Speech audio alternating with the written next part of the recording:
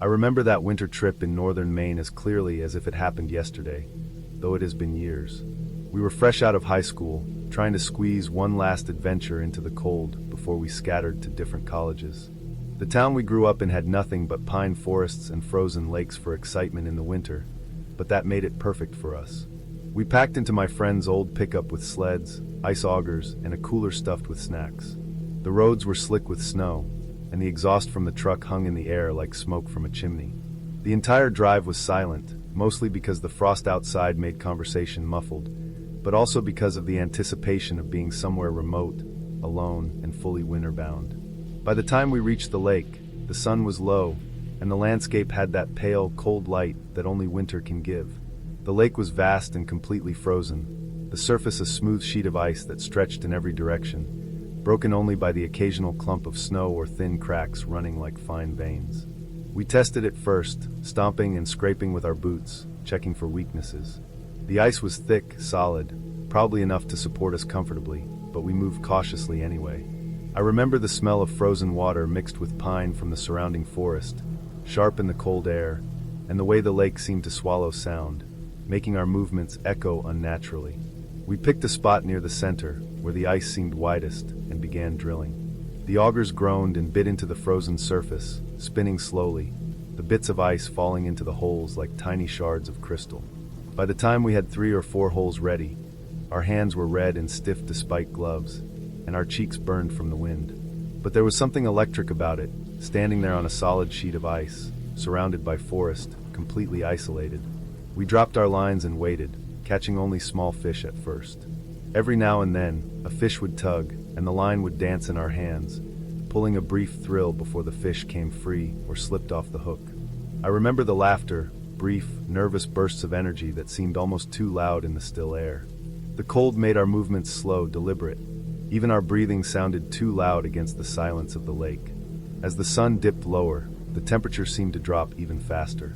The sky above shifted from pale gray to bruised purples and deep blues. The wind picked up, a dry, sharp gust that made the edges of the ice hiss and creak. That's when the fog rolled in. It came suddenly, a thick, gray-white blanket rising from the surface of the ice, swallowing everything beyond a few feet. Trees on the shore vanished, leaving only gray nothingness. We froze in place, the world reduced to a narrow circle of visibility around us. The lake beneath our feet, once solid and clear, seemed to darken. Shadows appeared under the ice. At first, I thought it was just the fading light playing tricks, or the movement of fish, but the shapes were too large, too deliberate.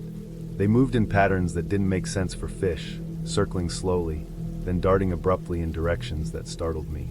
My stomach tightened, and my heart started hammering in a way that made me feel exposed, like we were suddenly smaller than the ice we stood on. It was my friend's fishing rod that broke the tension. The tip jerked violently, bouncing and twitching, as if caught on something heavy. He pulled hard, and the line went taut, but there was nothing on the other end. He tried again, more forceful, and still nothing. Then the ice near him responded. Fine cracks spread outward, like a spiderweb, snaking across the surface. The first snap sounded distant, like a branch breaking in the woods, but then a long, deep groan followed, and the sound vibrated through my boots. The ice shifted under our weight, just enough to make it tremble, and a sharp edge ran across the hole where his rod had been. My stomach dropped. It wasn't panicking yet, just that slow, creeping fear that builds when a place you trust begins to betray you. We moved instinctively, trying to step away, to get back toward where we had come. The ice was treacherous now, uneven, covered in thin layers of frost that masked subtle ridges. Every step made a small cracking sound, a warning, and I felt my ears strain for anything beyond the fog and the occasional distant groan of ice expanding.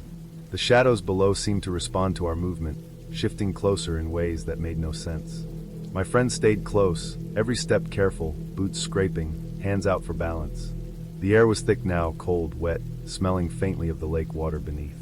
It pressed against my lungs and made each breath feel heavier than the last. Then the surface broke completely near where my friend had been standing. The ice cracked in a perfect, terrifying web, the kind you see in pictures but never expect to encounter in real life. Splinters shot outward from a central point, and a deep, dark space opened beneath, black and liquid, and so far from the solid surface we trusted a moment ago. We didn't stop to think, didn't hesitate. We ran. The snow on the edges gave way under our boots, making us stumble, but we didn't care. Each step was frantic, desperate, fueled by the primal awareness that the ground beneath us was no longer safe. The fog clung to our faces, filled our eyes, made it impossible to see the shore clearly. We ran blindly but steadily, letting instinct guide us.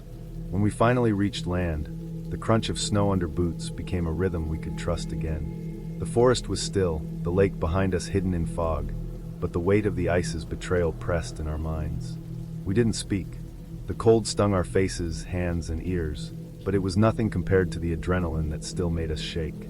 We walked back slowly, deliberately, without turning around, only glancing once to see a faint ripple on the lake where the cracks had opened. The surface seemed calm now, unbroken, deceptively still, as if it had never threatened us. The shadows were gone, leaving only the emptiness of fog over frozen water. We never returned. That winter trip stayed in my memory because it reminded me of how thin the line is between safety and danger, how quickly a place you think you know can shift underfoot. The lake was just ice, water, and cold, but it had been alive in its own way, indifferent to us. The fog, the shadows, the cracks, it was all ordinary physics, ordinary winter hazards, but experiencing it firsthand made every ordinary element terrifying. The rest of the town went about their winters, oblivious, while we learned that fear can come from simply being exposed to nature, alone, in its most neutral form. I look back now and understand exactly what happened, but the memory still sends a chill through me because it was real, entirely real, and it could have ended differently in an instant. The lake stayed frozen, the forest remained silent, but the impression it left on me was permanent, a sharp reminder of how fragile we were on that sheet of ice.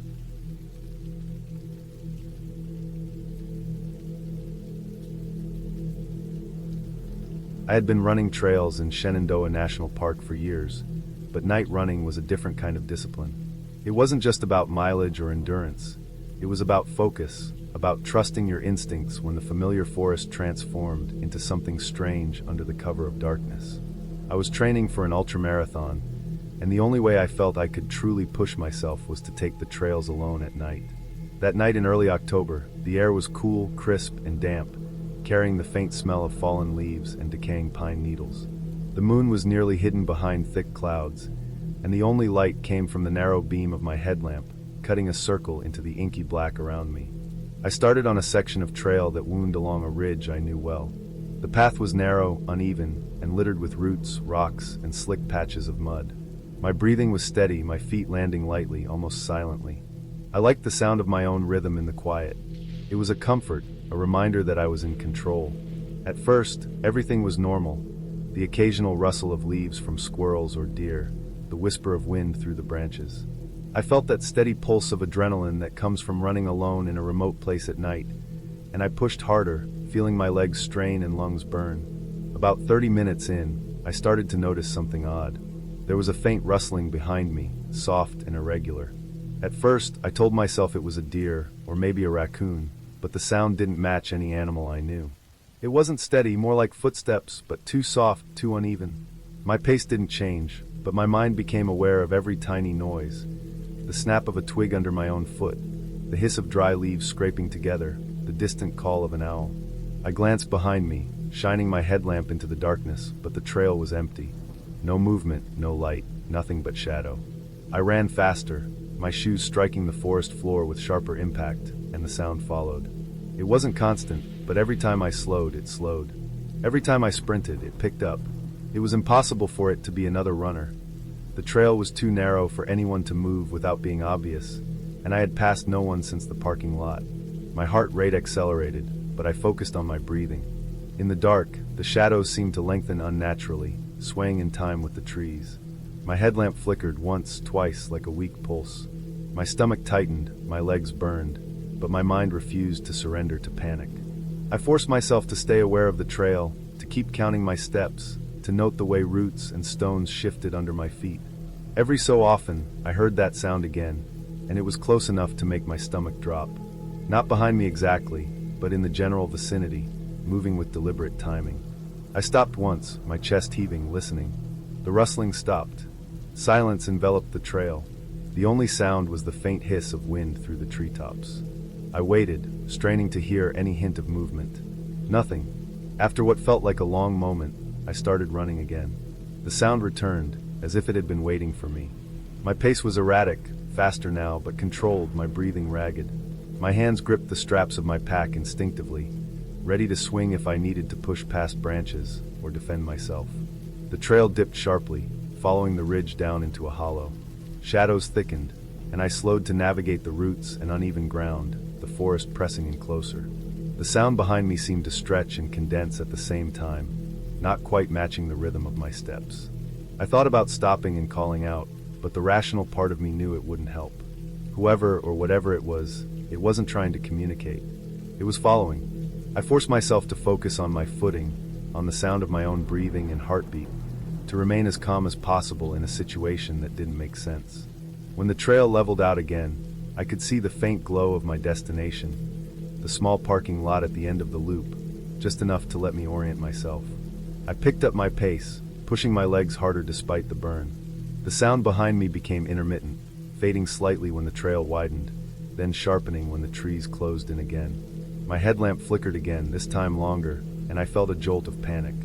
Shadows leapt at the edges of the light, fast-moving shapes too irregular to be human, but too deliberate to be random wildlife. My muscles tensed, my instincts screaming at me to get out.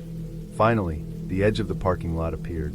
I slowed, trying to act normal, but my legs refused to stop trembling.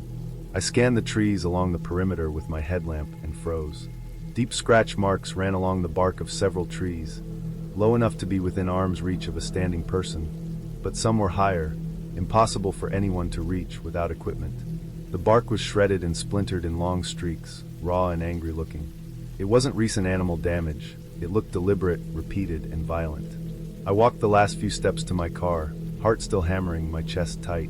I fumbled with the keys, constantly glancing back at the edge of the tree line. Every shadow felt alive. Every whisper of wind through the leaves made my stomach tighten. When I finally got inside the car, I locked the doors and sat for a long time, breathing hard, listening. Nothing moved. No sound followed me into the lot. The night was still, except for the ordinary noises of distant traffic and the occasional call of an owl. The scratches stayed in my mind for days. I couldn't explain them. There was no evidence of anyone hiding, no footprints, no discarded items, no human scent beyond the faint tang of my own sweat. I considered wildlife, but nothing I knew of could reach those heights or move with that irregular pattern, or make marks that sharp and deep.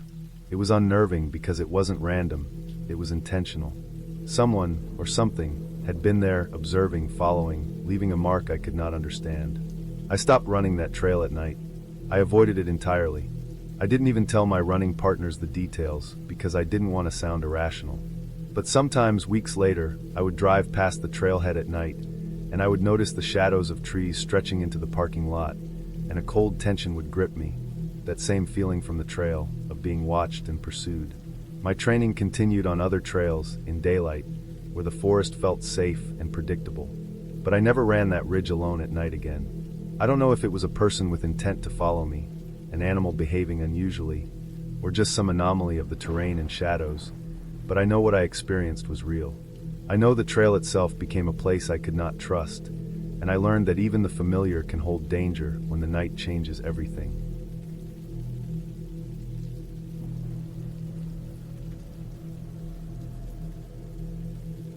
I had planned the solo night hike for weeks.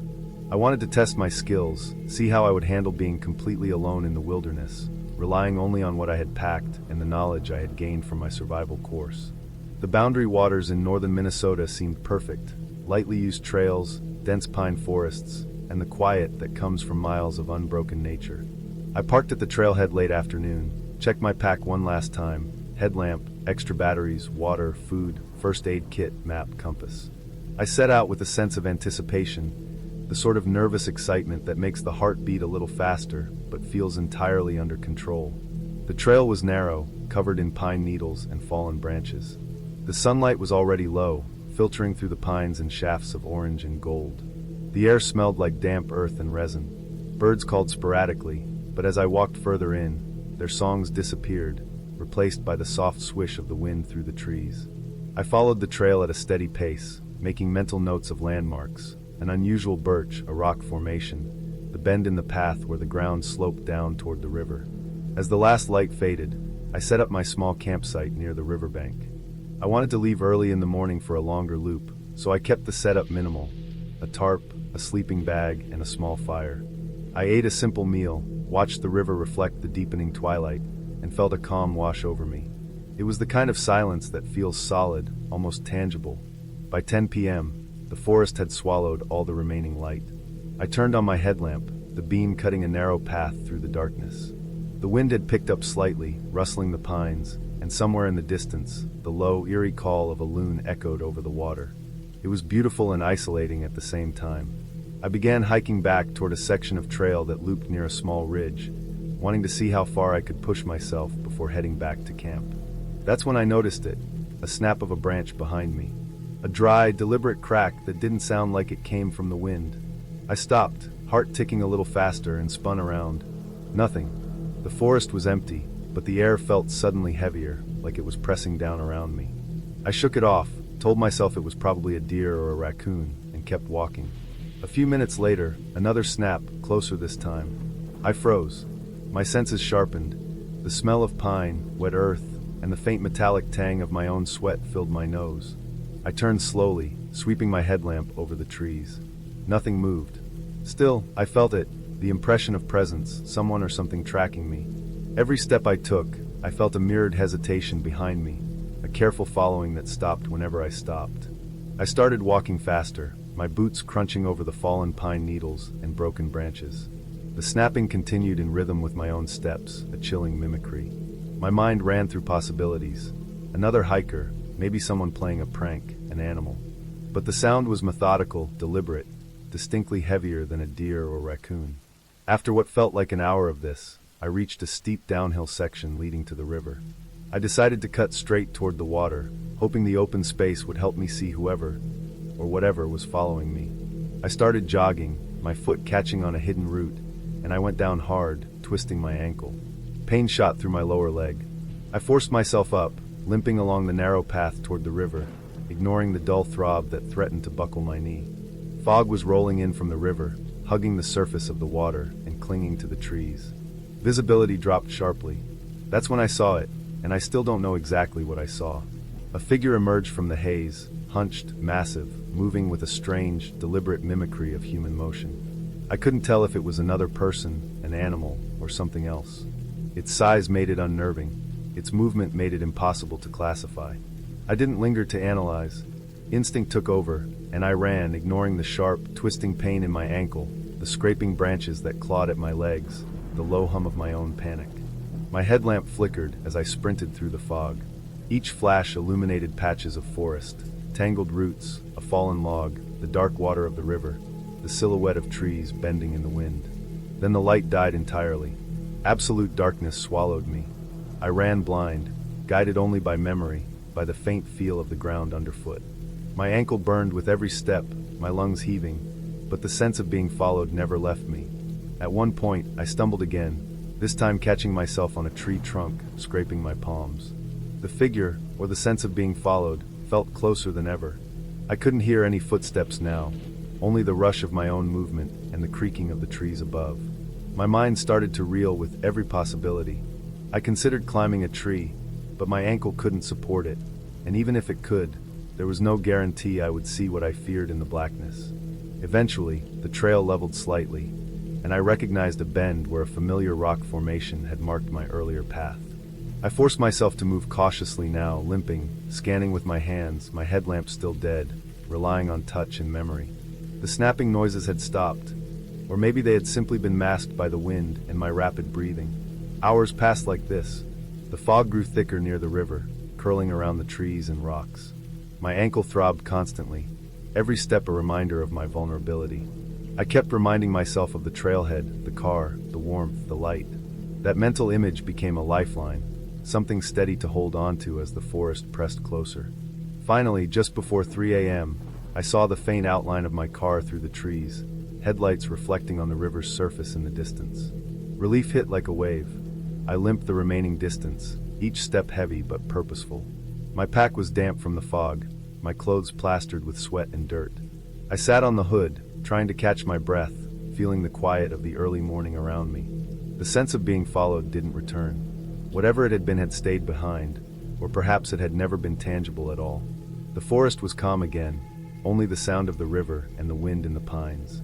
I checked my ankle, swollen, bruised, but intact. My heart finally slowed. I drove back slowly, headlights cutting through the misty road, the memory of the figure lingering in my mind. The experience left me shaken, more cautious than I had been in years, but also strangely proud. I had survived alone, without panic fully overtaking me, relying on what I had learned, and eventually, I had returned safely. It was a lesson in respect for the wilderness, for isolation, and for the sharp edge of unpredictability that comes from venturing too far into it alone. I knew I would return someday, better prepared, wiser, but that night remained engraved in my memory, a clear, raw reminder that even the most familiar skills can be tested in the silence of the woods.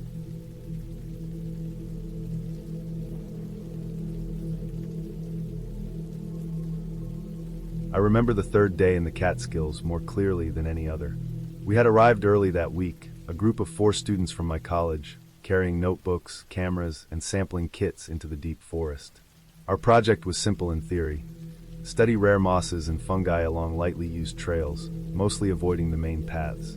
The area was remote, the woods dense with spruce, birch, and oak.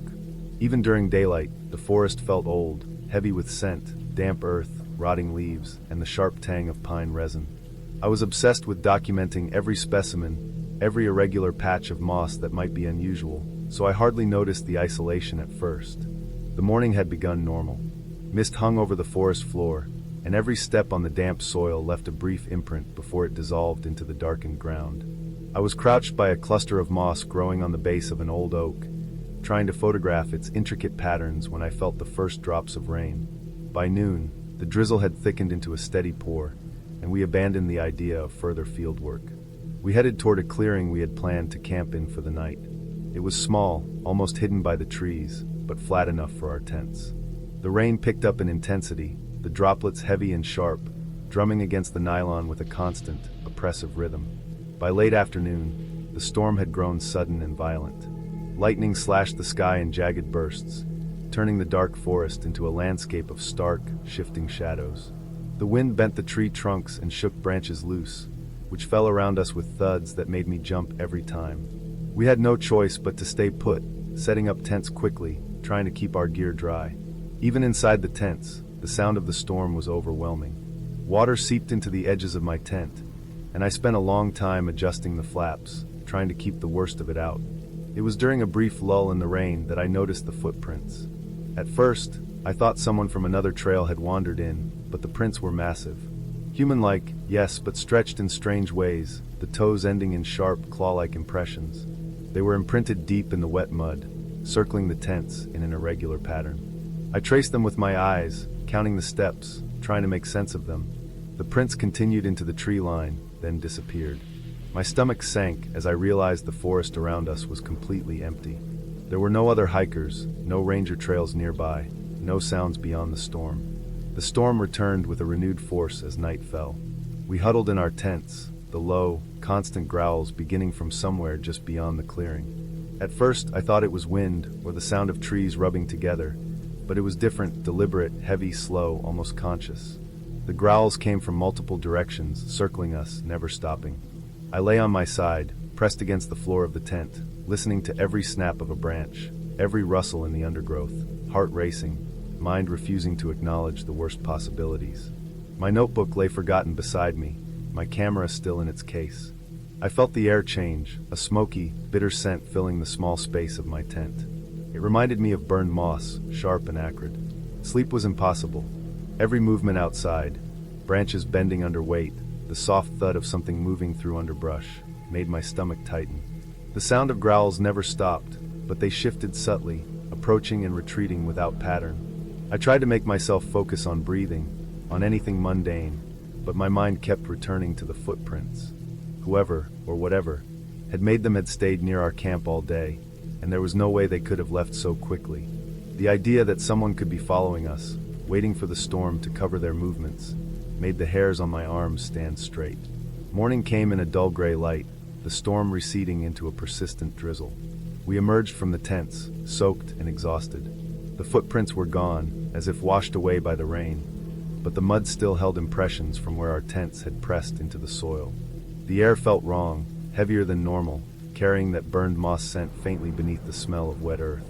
We packed up quickly, every one of us silent, eyes constantly scanning the forest. My hands shook as I tied down the last of my gear. The forest seemed almost normal in the daylight, except for the smell and the residual unease pressing against my chest. We left the clearing cautiously, retracing our steps along the trails we had used. Everything was quiet, too quiet. The storm had left branches broken along the paths, but there was no sign of movement, no distant figure, nothing but mud and fallen leaves. I kept glancing over my shoulder, expecting to see someone or something following, but there was nothing. We made it back to the main trail without incident, and eventually reached the ranger station, where we could report the unusual footprints. The ranger listened, frowning, taking notes. He mentioned that there were occasional sightings of large black bears in the area, some unusually large, but nothing that matched the description of clawed, humanoid prints circling a campsite. Back on campus, I replayed the events constantly. The memory of that night stayed with me. The storm, the prints, the growls circling in the darkness. I went through my photographs, but they showed only moss, leaves, the forest floor, no evidence of anything unusual. I spoke about it rarely, even to the other students who were there. The experience left me hyper-aware of forests, of the suddenness of storms, of the possibility that something large could be moving silently nearby without notice. I never saw anything like it again, and the footprint molds we tried to make in the mud were ruined by rain, leaving no physical proof behind. The Catskills still feel different to me when I return, even on a sunny day.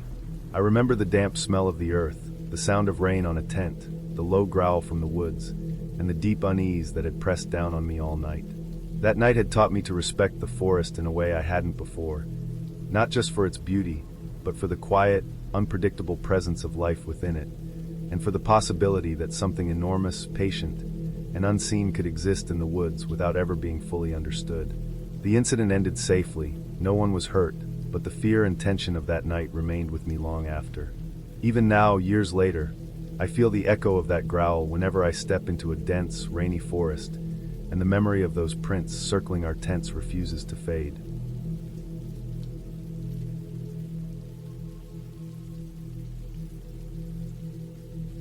I grew up hunting with my dad every fall. Those trips were always predictable in a way that made them comfortable. We had our routines, our spots, our quiet rhythms in the woods.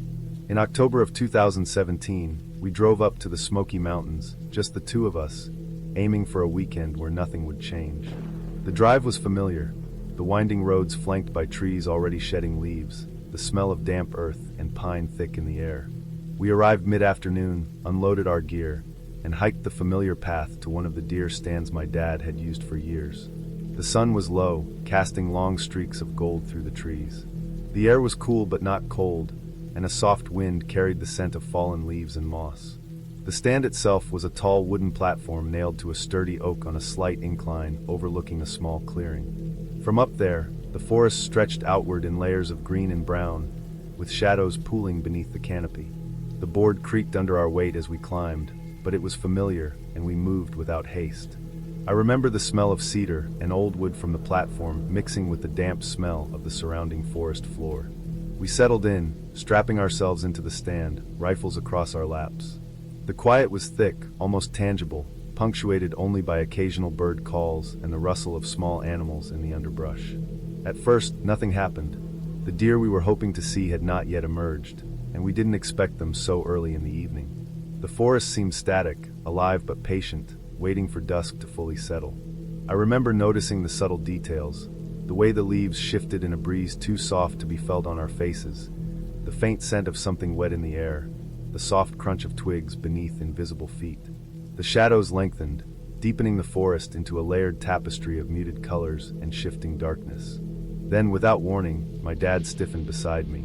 I had learned to read his movements over the years. Something was off. He lifted a hand subtly, pointing beyond the clearing where the trees thickened. I followed his gaze and froze. There was a sound, first distant, then closer, that didn't belong in the normal rhythm of the forest. It was like hundreds of branches breaking at once, but deliberate, heavy, not the stutter step of a deer or the clumsy gait of a bear. My stomach dropped. I scanned the trees, straining my eyes, and then I saw it. It was massive, easily 8 feet tall, moving just beyond the line of the clearing. At first, I thought it was an elk or a deer, but the size was wrong. The way it moved was wrong. Its body bent in ways I had never seen in any animal in these woods. It seemed to shift between walking upright and crouching low, its weight shifting fluidly but unnaturally. Its movements were deliberate, smooth, like it was calculating every step, but the posture was all wrong, somehow both bipedal and quadrupedal at the same time. I felt my chest tighten and my hands go clammy on the rifle. My dad didn't move either. We both just watched. I tried to reason it out. It had to be a bear, but bears didn't move like that. Not this close to a stand, not in silence so complete. Its head barely visible through the shadow of the trees. It didn't make a sound beyond the branches breaking. No growl, no grunt, nothing. Just a series of heavy, precise steps through the underbrush. I wanted to reach for my rifle, to take a shot, but my arms felt paralyzed, my mind refusing to let me act. My dad's eyes never left the figure. The air felt thicker, harder to breathe, as though the forest itself had shifted in anticipation. Then, just as suddenly as it appeared, it was gone. The space it had occupied seemed to swallow the light differently for a moment, and then there was nothing. No movement, no sound. Just the normal rustle of leaves and the distant call of a crow. My heart was hammering. I stayed frozen, scanning every shadow, waiting for it to emerge again. My dad's hand tightened on his rifle, but he didn't speak. We had both seen it. We had both felt the impossibility of it, the way it didn't fit in the natural order of the woods. The next minutes dragged, heavy and slow. I could hear my own breathing, the blood rushing in my ears, and yet the forest sounded normal. It could have been a bear, I told myself, or a large elk, but I knew neither would move that way, and neither would vanish so completely. I tried to rationalize it, listing every animal I knew, every possibility, but none fit. My dad didn't speak either. We simply stayed in the stand, eyes fixed on the area where it had disappeared, until the last light of day vanished and the forest slipped fully into twilight. We descended from the stand carefully, the quiet between us heavier than any words. The path back to the truck felt longer than it should have, the shadows more oppressive. Every sound made me jump, an occasional snap of a twig, the whisper of wind through dry leaves, a rustle in the underbrush that had no identifiable source. My dad stayed close, moving deliberately, scanning the tree line with a practiced wariness that now had an edge I had never seen before. We reached the clearing near the parking area, and for the first time that evening, I exhaled fully. We left the woods without saying a word. The drive back was silent except for the hum of the engine and the occasional crack of gravel under the tires. My dad didn't comment, and neither did I. The normality of the world outside the forest felt almost suffocating after what we had seen. At home, I tried to replay the events, to find a logical explanation, but nothing fit. The movement, the size, the fluidity, it was all wrong. I could convince myself it had been a trick of the light or my mind straining in the dimness, but the memory of it remained vivid, a sharp imprint. That weekend, the trip ended quietly. We didn't hunt again, didn't speak about it. The routine that had always defined our trips was gone, replaced by an unspoken acknowledgement that something in the forest didn't belong. I returned to the Smoky Mountains many times afterward, hunting and hiking, but I never forgot that moment. The forest looked the same, smelled the same, and yet the memory of that figure, moving through the trees in a way that no animal should, stayed with me unchanging. I never identified it, and I never wanted to encounter anything like it again. The experience became a marker in my mind, a reminder that the woods, for all their beauty and familiarity, hold things that cannot be explained, things that defy the patterns we think we know.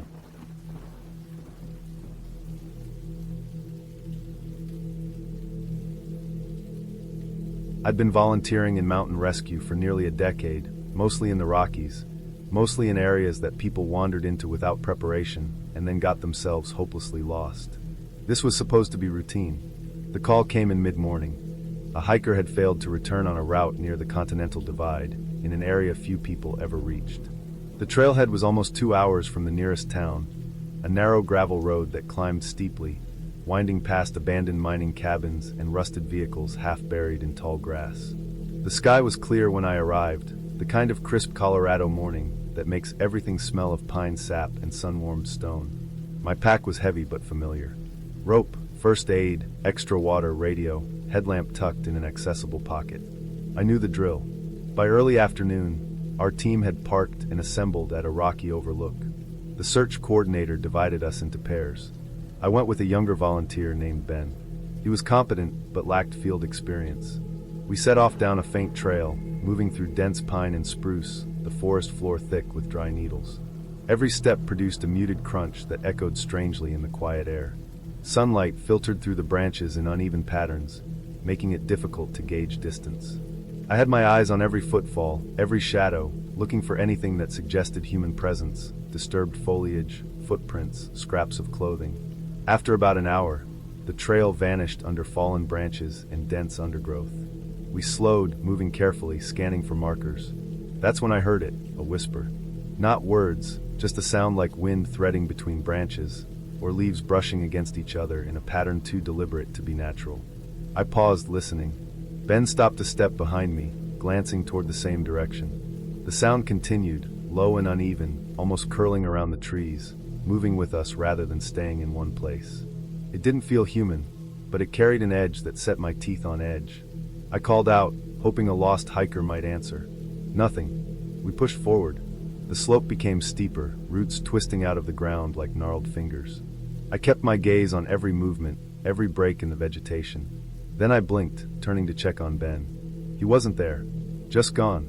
I froze. My stomach knotted. 2 seconds had passed, maybe 3, but enough for him to vanish in the thickening pines. I shouted his name, my voice bouncing off the trunks and empty space. Silence answered. My heart raced, and I moved quickly, scanning under fallen logs, behind boulders. Then I spotted him in a shallow ravine, lying on his side, chest rising and falling rapidly. His eyes were wide, locked on something I couldn't see. His hand pointed rigidly toward the treeline, his fingers shaking slightly.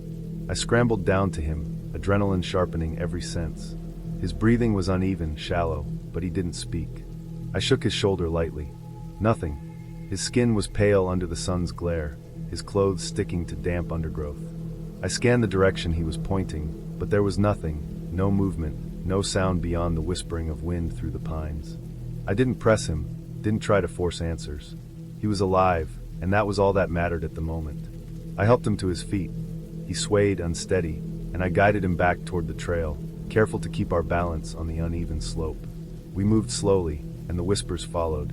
They didn't come from a single source. The sound shifted with the wind, the trees, as if the forest itself was responding to our presence. I tried to keep my mind on practical matters, staying on the right elevation, keeping Ben steady, checking my bearings against the GPS. But the whispering had a way of entering your mind, subtle enough to make you question whether you'd really heard it, persistent enough to keep you tense and alert. I noted every rustle of needles, every subtle shift in shadow, every snap of a twig underfoot. My senses were sharpened to the smallest detail. Hours passed like that. The sun descended slowly, casting long shadows that seemed to stretch toward us, merging with the undergrowth. The air cooled quickly, the scent of pine and wet earth stronger now, mixed with the faint iron tang of exposed rock. I kept my voice steady, reminding Ben to conserve energy, reminding myself to watch the path. The forest seemed endless, unchanging, yet full of minute alterations. A branch bent differently, a clump of moss displaced, a subtle indentation in the soil. Each detail made me more aware that the forest was alive in its own way, indifferent to us, and capable of startling us if we weren't cautious. Eventually we reached a creek. Water trickled over stones, clear and cold, the sound grounding me after the oppressive tension of the pine grove. Ben knelt, cupped his hands, drank quickly. I followed, the cold water bringing a shock of reality. I checked my watch. We had been wandering for nearly 4 hours, and the sun was just touching the horizon. Shadows deepened quickly between the trees, and I realized we needed to leave the dense grove and gain higher, more visible ground before nightfall. We climbed. The incline was steep, roots and rocks threatening every step. The whispering faded gradually, absorbed by the growing wind that swept down the ridges.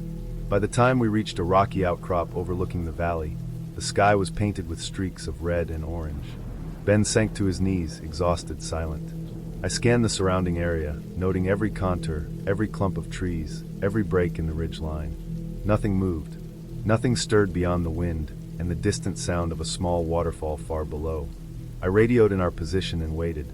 Our team would arrive soon. I kept my gaze fixed on the treeline where Ben had pointed.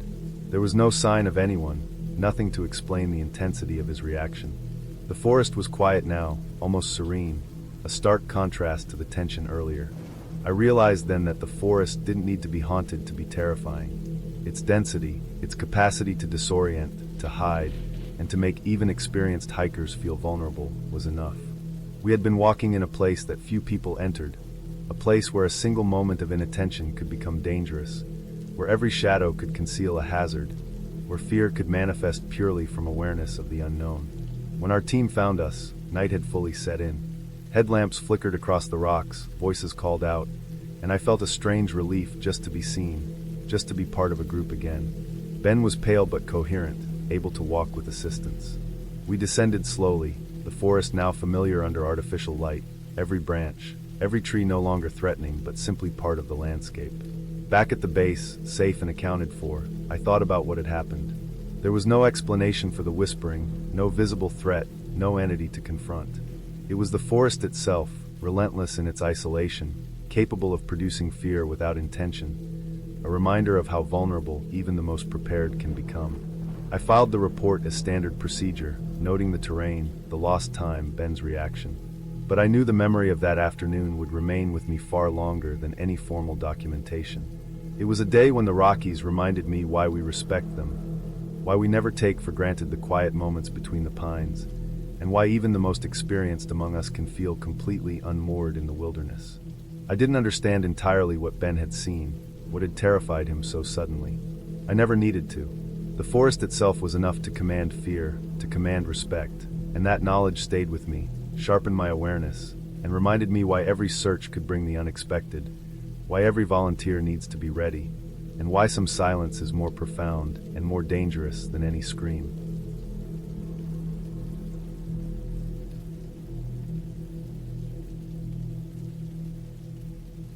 I remember the drive into the Blue Ridge Mountains clearly, even now. It was late May of 2016, and the air was thick with the scent of pine and damp earth.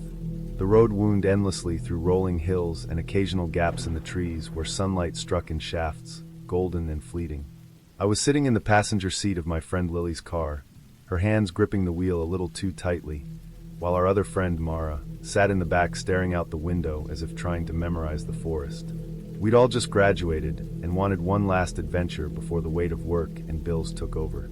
We found a campsite online, described as secluded and nearly hidden, and we'd convinced ourselves it would be perfect. A private escape, a place we could claim for ourselves for a weekend. The directions were vague, and the last few miles involved twisting gravel roads with overhanging branches brushing against the car. By the time we parked, the sun was low, bleeding through the forest in long amber streaks. The trail to the campsite was barely visible, a narrow line of trampled grass and broken twigs that disappeared under encroaching ferns and vines. We had to push through branches and step over roots, our hands brushing against leaves damp with dew, feeling the occasional scrape of bark on our arms. The path climbed steadily, uneven and slick in places where rain had recently soaked the soil. I kept my backpack tight against my shoulders, the straps cutting slightly into my skin, but I didn't mind. The exertion felt good, purposeful. After nearly an hour, we arrived at the clearing marked as our campsite. It was smaller than I expected, bordered on three sides by thick forest and open toward a shallow ridge overlooking the valley below. A creek whispered somewhere beyond the trees, the sound soft but constant, like the place had its own pulse. We set up our tents quickly. The sun was almost gone, and the air had grown cooler, scented with wet moss and the faint bitterness of decaying leaves. We stacked firewood from nearby piles, branches broken off dead trees, dry enough that they would catch quickly. By the time darkness settled, we had a small fire burning, its light flickering across the trees, making the shadows dance in ways that felt alive. The forest around us was quiet, almost unnaturally so, except for the occasional chirp of a cricket or rustle of small creatures. We sat close to the fire, marshmallows roasting slowly, feeling like we had stumbled into our own private world. The isolation was thrilling. There was no Wi-Fi, no cell service, and no one within miles. It was exhilarating and slightly unnerving. The first night passed with the usual sounds of the forest, owl calls, the occasional distant snap of a branch, but nothing alarming. I remember waking once, just after midnight, hearing a shift in the wind through the trees. The fire had burned low, casting more shadows than light. It was the sort of place where your imagination could take you easily if you let it. I fell back asleep with the scent of smoke and pine mingling in my nose, feeling secure, despite the darkness pressing against the edges of the clearing. The second night was different. The sun had set earlier behind a bank of clouds, and a cool mist began to settle into the valley. We ate dinner quickly, trying to keep warm, and watched the fire, the flames struggling against damp wood. Then it started. A scream. Distant, panicked, unmistakably human. I froze mid-bite, the sound vibrating through the clearing in a way that felt intimate, as if someone was calling out directly to us. We stayed quiet, straining to place it. Another scream, then a pause, then again, always coming from different directions. It circled the camp, echoing through the trees, bouncing off ridges, fading and returning with slight delays. We tried shouting back, reasoning it might be another group of campers, someone lost or in trouble. But the sound mirrored us, delayed just enough to make it impossible to tell if we were responding to someone or if it was happening entirely on its own. The logic of it didn't matter. The instinctive terror rooted us to the spot. The noise was human, but it wasn't natural.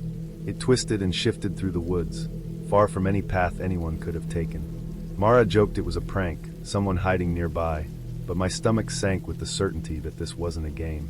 The screaming continued for hours, irregular, drawn out, and our fire began to smother under the mist and damp logs, smoke curling lazily into the trees, the flames reduced to faint orange embers. We stayed close, backs pressed together, eyes wide, listening. When dawn came, the mist clung to the forest floor. The clearing looked the same, but everything felt altered. The fire had died completely. The tents were intact, but the zippers of one were undone, open just enough to let the dampness inside. Mara's shoes were missing, one black sneaker gone without a trace. We searched the perimeter, calling softly, but no answer came. The trail was empty, trampled only by the evidence of our own arrival. The air smelled the same, of wet earth and pine, but carried an undercurrent of something wrong, a heaviness I can't describe. We packed quickly, stumbling over roots and stones, adrenaline still thick in our veins. The hike back down was slower than the climb. The forest felt denser, the light dimmer, as if the woods themselves were closing in on us. Every shadow seemed to shift in the corner of my eye. Every distant sound, a branch snapping, a bird calling, made me flinch. There were no cabins nearby, no signs of other people. Just the same endless trees and the creek murmuring somewhere beyond. I tried to ignore the growing panic, focusing on each step, each footfall. When we finally reached the car, parked and covered in dust from the gravel road, I collapsed into the seat, gasping. Mara held her single shoe in her lap, as if its absence had been replaced by some small consolation. Lily started the engine, and the car rattled along the uneven road, taking us back to civilization, the sun higher in the sky, washing the forest behind us with bright clarity. The road seemed ordinary again, the mountains distant and harmless in the daylight. I remember the drive home as a blur, but the relief when the pavement smoothed out, when traffic and other cars reappeared, when signs of towns and people finally returned, was immense. We didn't speak much, each lost in our own thoughts, trying to rationalize what had happened. By the time we were back at the edge of town, we were quiet, exhausted, shaken in a way that made laughter feel hollow. We never spoke of the incident beyond the basic recounting of facts, and none of us ever returned to that trail. Years later, I can picture the clearing as if I were still standing there. The damp earth, the dense walls of trees, the faint line of the creek, and the shadowed areas where the fire had failed to reach. I can still hear the echoes of that screaming in the edges of my memory, disorienting and impossible to place, but grounded in reality. There were no monsters, no ghosts, just the forest, and something else, someone or something that belonged there before us, something patient and unseen. The experience left me with a caution I still carry, a quiet awareness that the woods, no matter how inviting or empty they seem, hold more than just beauty. And I know now that the most terrifying things aren't always the things you see, but the things that remind you how small and unprepared you really are.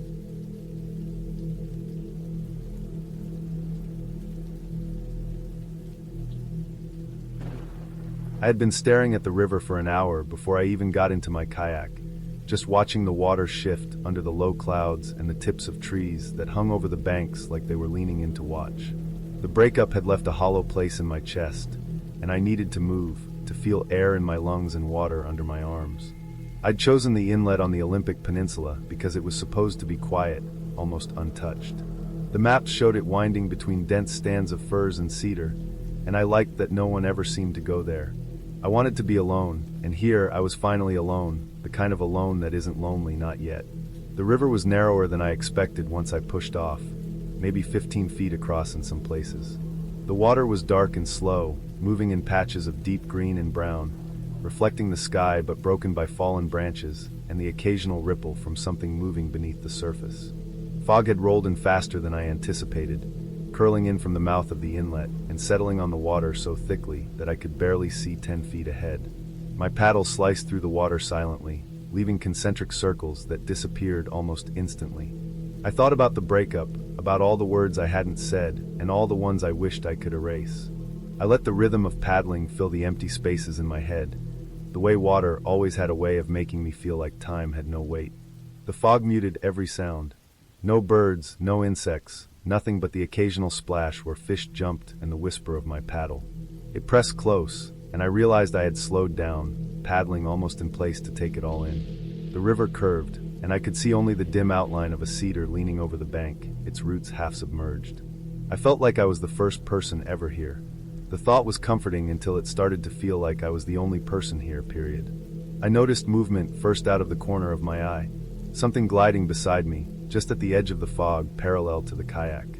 My heart lifted, thinking maybe a deer was waiting, or maybe an otter, but nothing moved like that. There was no splash, no wake, no sound at all. I froze, holding my paddle mid-stroke, and waited, listening. The fog muffled everything. My own breathing sounded loud, ragged. When I turned my head slowly, trying not to startle whatever it was, there was nothing, just the gray-white haze and the dark water. I paddled forward again, more slowly this time, keeping my eyes on the mist, and when I looked ahead, it was closer. Closer than it should have been. I saw the shape just above the waterline, dark, broad, and low, moving alongside me as if matching my pace. My arms tightened around the paddle, every muscle coiling without me realizing. It wasn't moving like any animal I had seen, too deliberate, too steady. I looked back, hoping for some rational explanation. Nothing, just fog and the river curling behind me. Panic started slow, creeping through my chest. I told myself it had to be a log or a shadow, a trick of the light and water. I told myself the fog was playing games. I didn't believe myself. The shape was still there, still moving with me, and I couldn't see any details. No face, no fur, just a dark blur. My paddle felt heavy, my arms burning as I increased the pace, slicing through the water faster than I thought I could manage. The kayak rocked under the sudden speed, and my chest felt tight. I didn't stop until the bank appeared, muddy and overgrown, roots slipping into the water. I dragged the kayak onto the shore, scrambling out and tripping into the mud. My hands sank into it, cool and wet, and my legs shook. I didn't dare look back at the river, but something made me glance at the mud near the water. Two sets of prints. One was huge, deep, clawed, and the other was smaller, almost human-like, pressed into the mud beside the first. I stared at them, my breath catching. Nothing else, no other marks leading off, no footprints that indicated anyone had been coming or going. I ran my hand along the nearest tree trunk for balance and looked back toward the river, half expecting to see the shape rising from the water, following me, but the fog had swallowed it again. I didn't stay long enough to think about it. My mind raced as I packed the kayak, loaded it back onto the small trailer, and drove away. Every bend of the road seemed sharper, every tree a possible watcher. I replayed the river, the fog, the way that shape had moved alongside me. I thought about the prints in the mud, trying to find some rational explanation. Maybe a bear, though it didn't move like a bear. Maybe someone had been hiding, testing me, though I couldn't imagine why anyone would be there, in that river, at that hour, in that fog. None of it made sense. When I finally reached the highway and the world widened into ordinary sights, the fog behind me thick and unbroken, I realized I wasn't thinking about the breakup anymore.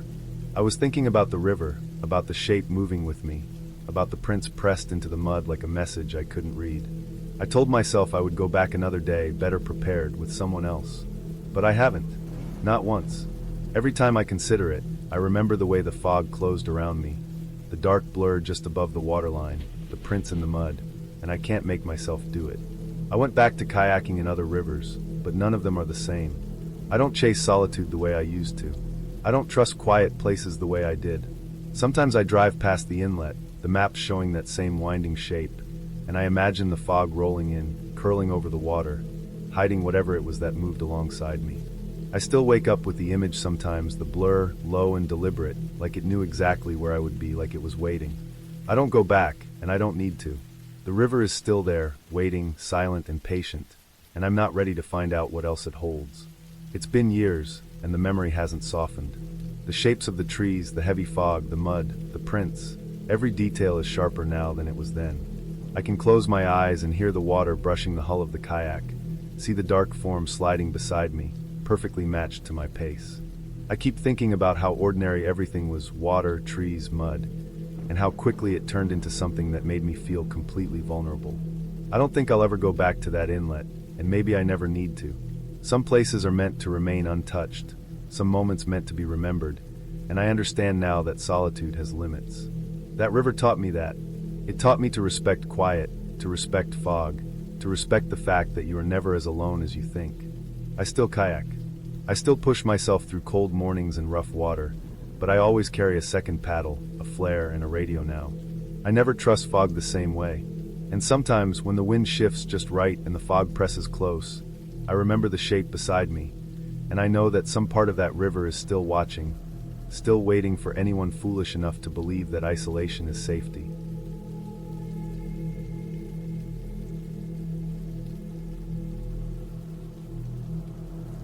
I had been planning the trip for months. The city had become unbearable, a constant blur of noise, people, and obligations that drained every bit of patience I had. I needed to disappear for a while, to walk into a place where no one would be watching, where the air was thick with nothing but trees and wind. I packed my backpack with essentials: tent, stove, a week's worth of food, water, extra layers, and a few small comforts I thought I might miss. I left early in the morning, the streets already buzzing with the usual traffic, and drove until the roads narrowed and the horizon filled with dense green. The map I had was thin on detail, the exact area was unnamed, a rough patch of woods in the Midwest, far enough from roads that I wouldn't see anyone. I parked near a dirt track that disappeared into the trees and slung my pack over my shoulders, feeling its weight settle evenly. The first day of hiking was quiet, almost soothing. The path was narrow, overgrown in places, and littered with fallen branches that snapped under my boots. Sunlight filtered through the canopy, forming patches of gold on the damp earth. Birds called intermittently, and somewhere far off, a creek whispered against rocks. I moved at a steady pace, letting my breathing match the rhythm of my steps. By late afternoon, I found a small clearing, soft with moss and fallen pine needles, and decided to make camp. I set up my tent, collected firewood, and sat on a log while the sun sank lower. The woods smelled of pine resin and damp soil, a combination that somehow felt like safety. That first night, I slept heavily, the isolation comforting rather than frightening.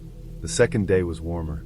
I hiked along an old trail, overgrown and barely distinguishable, moving deeper into the woods. The trees grew denser, the canopy higher, and the air cooler. I crossed a shallow creek where the water was clear enough to see smooth stones at the bottom. Insects hummed in the underbrush, and a breeze occasionally rustled the leaves, shifting shadows across the ground. I found a few edible berries, tested them cautiously, and continued on. By mid-afternoon, I reached a ridge that overlooked a small valley.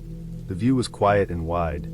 There was no sign of civilization, no roads, no lights, just endless green stretching to the horizon. I took a long break, letting the stillness sink in, feeling the tension in my shoulders dissolve. Night came earlier than I expected. I had been walking steadily, and didn't realize how far I had traveled. I pitched my tent in a narrow clearing surrounded by thick trees, enough to block the wind but open enough to keep a view of the sky. As I settled in, I noticed a faint sound in the distance. At first, I thought it was the wind playing tricks, or perhaps the wind moving through some kind of hollow in the trees. Then I heard it again, soft, rhythmic voices, chanting in a pattern that was almost musical. They were unintelligible, a series of syllables that had no meaning to me, rising and falling in volume. My heart beat faster, a mix of curiosity and unease settling into my stomach. I waited, straining to identify where the sound was coming from. It seemed to be moving, shifting with the terrain, but always distant. I grabbed my headlamp and decided to investigate. The woods felt different at night. Everything was sharper, closer, as though the darkness had condensed the trees and shadows around me. I followed the sound, taking slow, careful steps. My flashlight caught glimpses of rough bark, twisted roots, and broken branches. Every crack of a twig underfoot made my ears jerk toward it. Eventually, I came to a small clearing I hadn't noticed before. The grass was trampled in a perfect circle, and logs were arranged in deliberate patterns around the perimeter. The earth was disturbed, compressed as if it had been walked on repeatedly. The chanting had stopped, leaving only the occasional rustle of leaves and the distant sound of water. I walked around the circle slowly, inspecting the logs in the ground. There was no fire, no signs of recent cooking, no footprints other than my own. Everything about it felt intentional, planned, and yet abandoned. I turned to leave, but the path behind me seemed wrong. I retraced my steps, but the trail curved back toward the clearing I had just left. I tried again, moving in different directions, only to find that the forest seemed to fold in on itself, looping the paths until I returned to the same place. Unease settled deep in my chest. My rational mind told me that it was just the darkness, the shadows playing tricks, the unfamiliar terrain confusing my sense of direction. Still, I couldn't shake the feeling that the woods were deliberately channeling me, guiding me back to that circle. As the night deepened, I realized I wasn't going to find another trail before dawn. I climbed a nearby tree, choosing a thick branch to sit on and tying myself loosely to the trunk with rope from my pack. I lowered my headlamp to a dim glow, enough to see the outlines of the clearing, but not enough to disturb the night around me. I stayed completely still, listening. The sounds of the forest were magnified. The creak of branches, the occasional snap of a twig, the distant call of an owl. The clearing below remained empty, silent, and yet alive with the memory of the voices. I watched shadows move across the logs, tricked by wind or my imagination, unsure which. Sleep came fitfully, shallow and broken by every noise, my muscles coiled and ready to spring at any movement. At first light, I climbed down carefully, testing the ground with each step. The forest looked different in daylight. The shadows had retreated, the trees no longer seemed to loom. I tried to navigate back to where I had set up my original camp, focusing on landmarks. The shape of a particular tree, the bend in the creek, a cluster of rocks that stood out among the undergrowth. After what felt like hours, I finally emerged onto a wider path that led away from the clearing. Relief washed over me, though I stayed alert, scanning for any sign of movement, any new sound. I packed up my camp quickly, moving efficiently, avoiding the temptation to linger. Every footstep felt heavy with the memory of the night. The forest remained quiet, almost mundane, but the lingering tension stayed in my chest. I kept walking, retracing my initial route as best I could, until the trees thinned and the distant hum of traffic reached my ears. When I finally reached my car, parked on the edge of a gravel road, I dropped my pack and sat for a long moment, staring into the woods I had left behind. I never went back. Weeks later, I looked at maps and tried to identify the exact location of that clearing, but the area was vast and unnamed. I told myself that the voices had been a group of campers or hunters, that the circle of logs was some kind of ritual practice I didn't recognize. Even so, the way the paths had looped, the feeling of being watched and guided stayed with me. I couldn't explain it, but I didn't need to.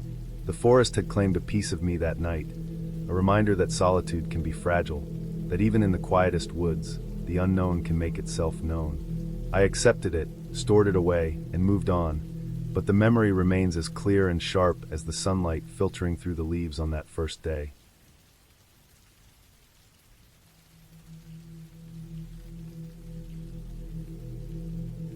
I'd been craving a break from the city for months. The air in New York had felt heavier lately, the streets crowded, and the constant noise pressing against my chest. When my girlfriend suggested a weekend in the Adirondacks, the idea of leaving everything behind for a couple of days sounded perfect. We found a small cabin tucked deep in the forest, far enough from the nearest road that the thought of leaving or being interrupted never crossed our minds. It was advertised as secluded, quiet, and ideal for anyone wanting to disappear for a while. The drive out there took longer than I expected. The closer we got to the mountains, the smaller the roads became, twisting around streams and past stretches of dense pine forest that blocked the sun in patches. By the time we turned off the last main road onto a gravel track, the car's tires rattling over stones, the air had changed. It was colder, fresher, with the smell of wet pine needles and earth. We parked, unloaded our bags, and walked the last 100 yards to the cabin. The cabin was exactly as advertised, small, 2 rooms, a kitchen corner, a living area, and a loft where the bed was tucked under the eaves. The wood smelled faintly of pine and varnish. Dust settled in patterns along the edges of the floorboards, and sunlight slanted through the windows, cutting rectangles of light across the room. Everything was neat, but it had a lived-in feeling, like someone had left in a hurry but cared enough to clean before they went. At first, the mirrors drew my attention because they were all slightly angled toward the doorway, as if positioned to catch anyone entering. I thought it was just an odd decorating choice. I had noticed quirks in rentals before, furniture arranged awkwardly, lamps in strange corners, but this felt intentional, almost precise. We unpacked, made coffee, opened the windows, and tried to settle in. The first night passed without incident. The forest around us was alive with sound, wind rattling branches, the occasional snap of a twig, distant calls from birds or something larger moving through the trees. I remember lying awake for a while, listening to the night, feeling the quiet press against me in a way the city never could. My girlfriend was sleeping beside me, breathing softly, the small sounds of her presence grounding me. On the second day, we explored a nearby trail. The path was overgrown in places, thick with ferns and moss-covered roots that caught my feet if I wasn't careful. The forest was quiet, the air damp, and the light filtering through the canopy green and muted. We followed the trail until it curved around a small pond where water lilies floated, and the surface was mirror smooth. I remember thinking how peaceful it was, too quiet, the kind of silence that makes you notice every small sound in your body. Returning to the cabin, I started noticing things in the mirrors. At first, it was just a sense that the reflections weren't quite right. I would glance over my shoulder, seeing the room reflected, but sometimes something would seem off, shadows in the corners, movement when no one was there. I told myself it was my imagination, the play of light and shadow, fatigue, maybe even the isolation. My girlfriend didn't notice anything. She was reading in the living area, curled up with her legs tucked under her. By the evening, the feeling had intensified. I would catch glimpses of shapes in the mirrors that didn't align with the room. A dark vertical line where a door frame ended, a movement that seemed just behind the glass. I began testing it, standing in front of the mirrors and moving side to side, tracking what I saw. Every time, the reflections followed me, but sometimes it looked like there was someone else there, standing just out of my line of sight. My chest would tighten, and I felt the unmistakable chill that comes with realizing your senses are tricking you. The third night was the worst. I woke in the middle of the night, the room dark except for moonlight spilling through the small window in the loft. I had a feeling someone was watching. My eyes adjusted slowly, and I focused on the mirror angled toward the doorway. In its reflection, a tall figure stood at the edge of the room. At first, I froze, disbelief rooting me to the spot. The figure didn't move, didn't shift its weight, didn't blink. It was just there, impossible to ignore. I turned my head slowly. Nothing. The room was empty. My heart was pounding so hard I could hear it in my ears. I took a breath and tried to convince myself I was imagining things. The mind plays tricks in the dark, I told myself. Too many shadows, too much stress, maybe too much coffee during the day. I looked back at the mirror. The reflection was empty. I lay down on the bed, pulling the covers around me, but sleep didn't come. Every creak of the cabin, every small rustle outside made my body tense.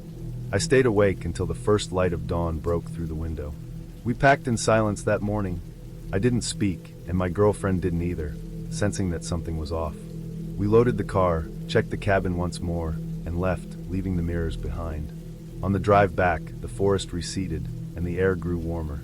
The normal sounds of traffic slowly returned. I kept glancing at the road ahead, feeling relief wash over me with every turn that brought us closer to the city. We never spoke about it afterward. The cabin became a story I carried silently, a memory of unease that seemed too minor to explain yet too vivid to ignore. The mirrors, the angles, the shapes and the reflections, all of it felt real, tangible, yet inexplicable. I have since rented other cabins, stayed in other remote places, and none have left me with the same lingering unease. I never returned to the Adirondacks that way, never tried to revisit the cabin. The forest can feel welcoming and cruel in equal measure, and that weekend was a stark reminder of how small we are in the vast, silent spaces we seek to escape into. Even now, years later, I sometimes remember the loft at night, the pale moonlight, and the feeling of being watched from a corner where no one stood.